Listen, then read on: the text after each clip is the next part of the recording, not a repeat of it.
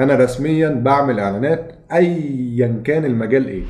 فضح غش شركات العسل من كبرها لصغيرها، والموضوع وصل للبرلمان من كفر البطيخ في دمياط، وساب الهندسة وبقى أشهر فود بلوجر في راس البر. راكب عربية قديمة وحلمه يركب مرسيدس زيرو. ولا عمري افكر ان انا اشتري عربيه زيرو اصلا. ليه اجيب عربيه زيرو؟ انا بحب الحاجات القديمه العتائق. اسمه مهندس خالد جاد من كفر البطيخ في دمياط، ودي نفس بلد الأسطورة عصام الحضري.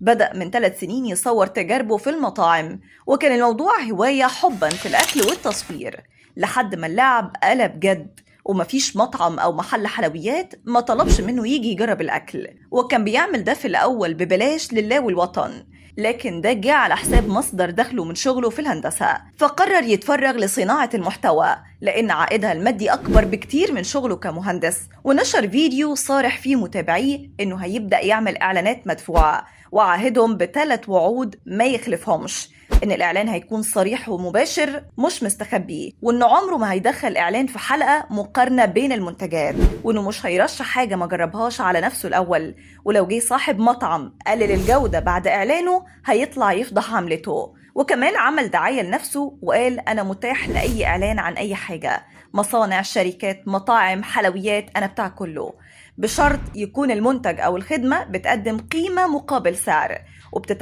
وبتتمتع بجودة ما تخليش حد يدعي عليا بعد ما رشحها له.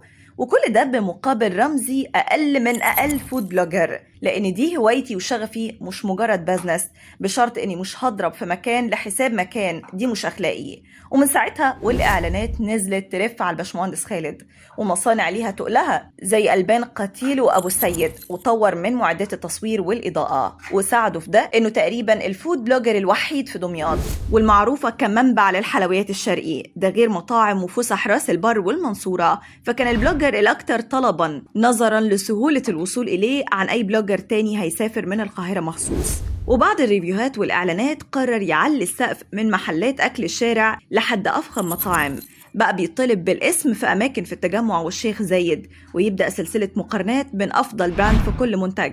يعني إيه أفضل علبة لبن، وأفضل كوباية زبادي، ومنتج جبنة ممكن تشتريه من السوبر ماركت. واعتمد في تقييمه على تحليلات معامل وزارة الزراعة المعتمدة عشان ينقل النتيجة بمنتهى الحياد، وفي نفس الوقت محدش من أصحاب الشركات يرفع عليه قضية تشهير، هيقوم حاطط في عينه التحليل، وزي ما بيقول القطنة ما بتكدبش.